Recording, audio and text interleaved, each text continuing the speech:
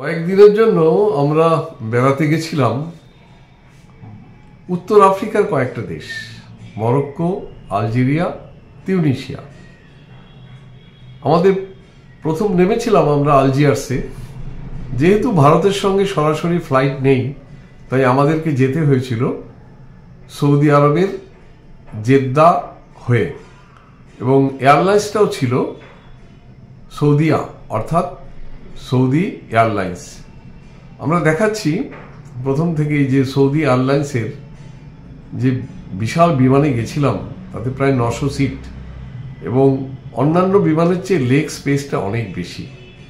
ভালো লেগেছিল, সার্ভিসও খারাপ না। জেদ্দা এয়ারপোর্টে আমাদের বেশ খানিকক্ষণ অপেক্ষা করতে হয়েছিল।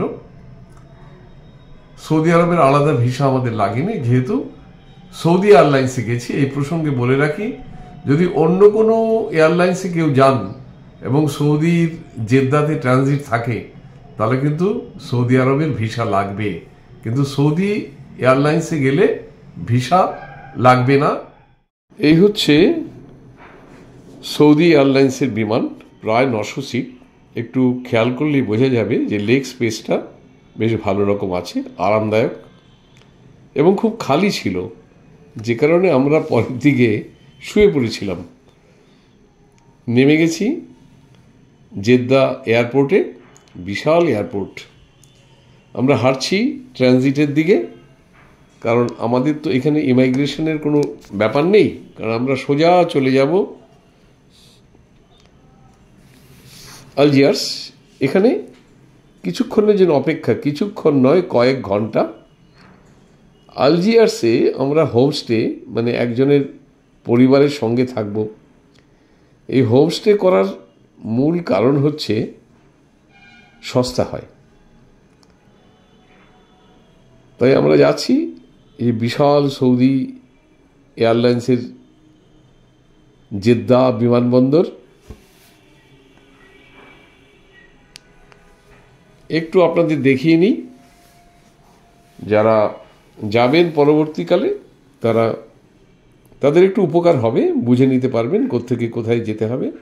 আর যারা যাবেন না, তারা অন্তত ভিডিওটা দেখে বুঝতে পারবেন। হাঁটছি আমরা সবাই, আমরা 5 জন।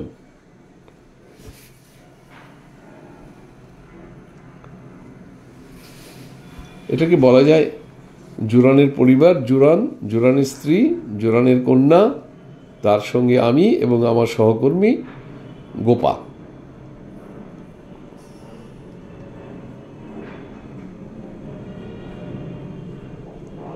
আমাদের দিল্লি বিমানবন্দরও কিন্তু যথেষ্টই বড়, কলকাতা নয়।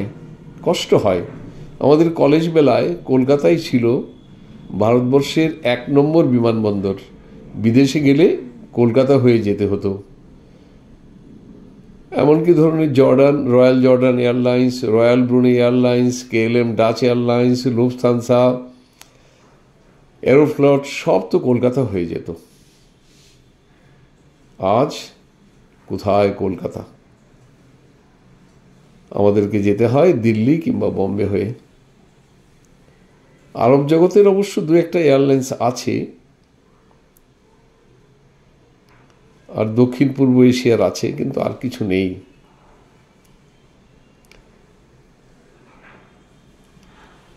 চলে এলাম ডিউটি ফ্রি। যে কোনো আন্তর্জাতিক বিমানবন্দরে জিনিসপত্র ডিউটি ফ্রিতে বিক্রি হয় বলে প্রচুর বিক্রি হয়, কারণ তার মূল উপাদান থাকে অ্যালকোহল, যাকে বাংলায় বলে লিকার। সৌদি আরবের জেদ্দা এয়ারপোর্ট কেন, সব জায়গাতেই এটা অনুপস্থিত, কিন্তু আমি এটা মরক্কো এবং আলজেরিয়াতে দেখেছি আছে, এখানে নেই। যা বিক্রি হয় সেন্ট, চকলেট, মূলত খেজুর। খেজুরের খুব বেশি দাম না, 1 কেজি খেজুর হয়তো 3000 টাকার মতো লাগবে, ডিউটি ফ্রি। তবে উৎকৃষ্ট খেজুর নিশ্চয়ই, মুখে দিয়ে দেখিনি। তা আমাদের তো কেনাকাটার কোনো প্রশ্নই নেই।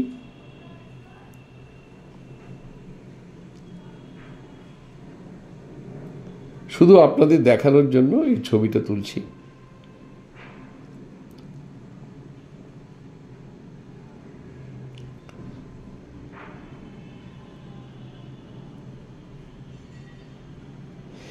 এটা হচ্ছে সেই বিখ্যাত পেন্ডুলাম। এর গঠনটা জলের ফোঁটা উল্টো করে থাকলে যেরকম হয় সেরকম সবসময় দুলছে, এবং এইটা যারা জেদ্দা এয়ারপোর্টে অনেকটা সময় কাটান, এটা তাদের কাছে অত্যন্ত আকর্ষণীয়। এর উপরে লেজার আলো পড়ে গিয়ে একটা বিভিন্ন রকম রূপ ধারণ করে, আমরা দেখছি, এবং এইখানেই অনেকটা সময় আমরা কাটিয়ে দেব।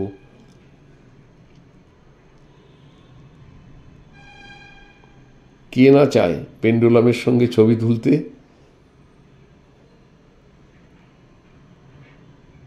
এটা দেখার মতো।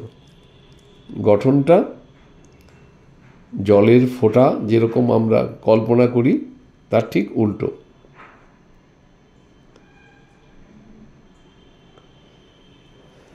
আবার হাঁটা লাগালাম আমাদের বিমান যেখান থেকে ছাড়বে সেই জায়গার উদ্দেশ্যে।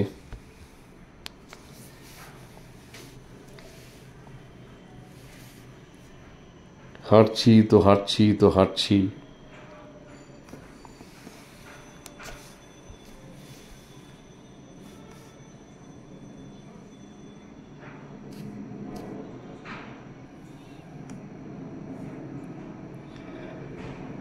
এই চলমান পথ আছে, চলমান পথে উঠে আমরা যাচ্ছি, বেশ ভালোই লাগে। ছোটবেলায় তো খুব ভালো লাগতো, দেখিনি, আমরা অন্যভাবে চলমান পথ করে নিতাম। চলমান পথে দাঁড়িয়ে থাকলে খুব বেশি গতিবৃদ্ধি হয় না, চলমান পথে উঠে হাঁটতে হয়, তাহলে অনেকটা গতি পাওয়া যায়।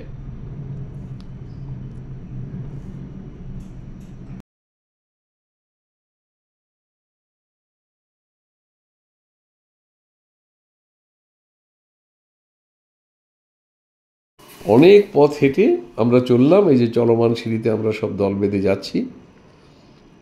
অনেক পথ হেঁটেছি, ইচ্ছে করে হেঁটেছি, সময় আছে, তা সেটা তো কাটাতে হবে।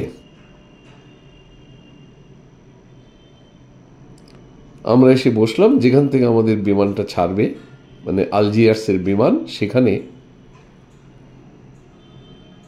হঠাৎ জুরান বলে, মলয়দা, এই মেয়েটার সঙ্গে আমার হোয়াটসঅ্যাপে কথা হয়েছিল, এদের বাড়িতে আমরা থাকব। বলেছিল যে আমরাও একই দিনে আলজিয়ার্স থেকে ফিরবো, তোমাদের অসুবিধা নেই, আলজিয়ার্সে ফিরবো আমরা, আমাদের পরিবার, পুরো পরিবার এসেছি আমরা। হজ তো নয়, হজের টাইম নয়, মক্কা দর্শনে এসেছি, যাকে বলে উমরা। এই হচ্ছে সেই মেয়েটির বাবা, এদের পরিবারের সঙ্গে আমরা থাকব। ইনি ডাক্তার, পেশায় ডাক্তার।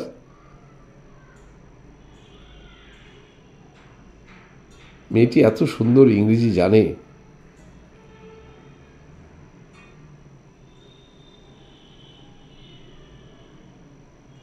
কি হাসি খুশি, চঞ্চল।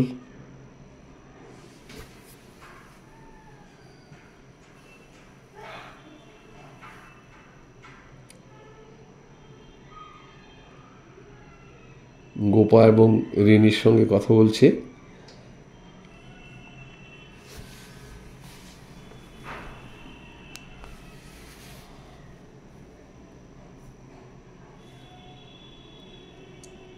ইনি ডাক্তারবাবু, মেয়েটির বাবা, এটা মা, এটা ঠাকুমা, ওইদিকে জেঠু, এদিকে কাকা, কাকিমা, সবার সঙ্গে আমাদের পরিচয় করিয়ে দিল, কারণ এদের বাড়িতেই আমরা থাকব।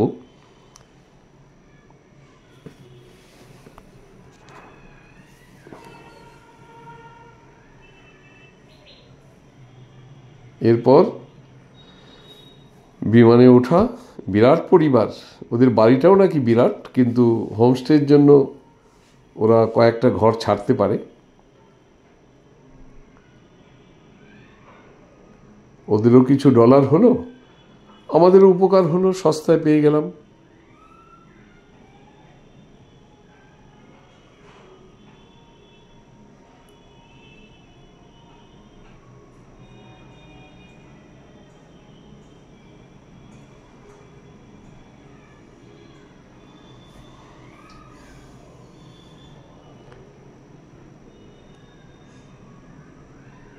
মেয়েটি বলেছিল যে তো এই যে আমাদের বিমান যেটা যাবে আলজিয়ার্স, মেয়েটি বলেছিল আমার নাম প্রচার করবে না। তোমরা তো দেখছি ইউটিউব করবে, আমার নাম প্রচার করবে না। ঠিক আছে, করব না।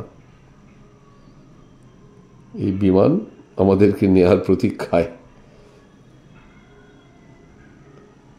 আর দেখাবো না, কারণ আমরা